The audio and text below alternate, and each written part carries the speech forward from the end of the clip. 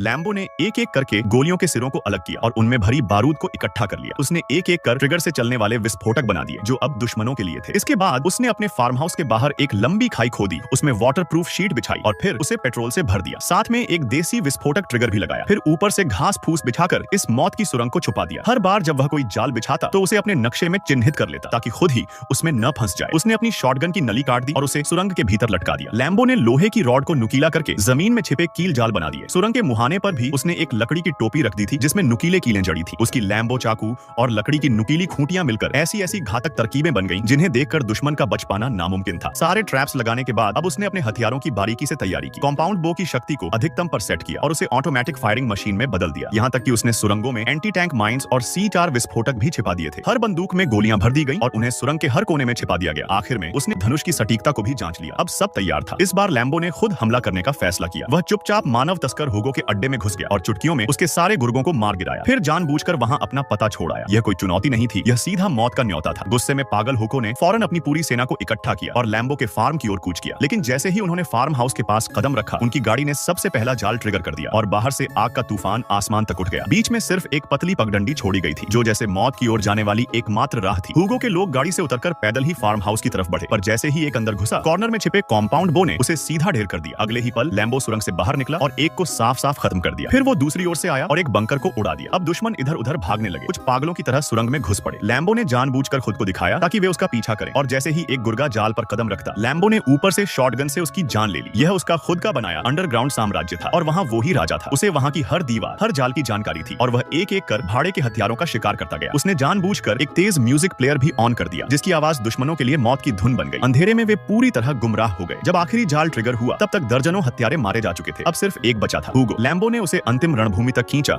और जैसे ही हुगो वहां पहुंचा, लैम्बो ने सारे गहरे दबे हुए विस्फोटकों को एक साथ उड़ा दिया। विस्फोट इतना भयानक था कि सब कुछ धूल में मिल गया और उस दिन पाप का अंत हो गया।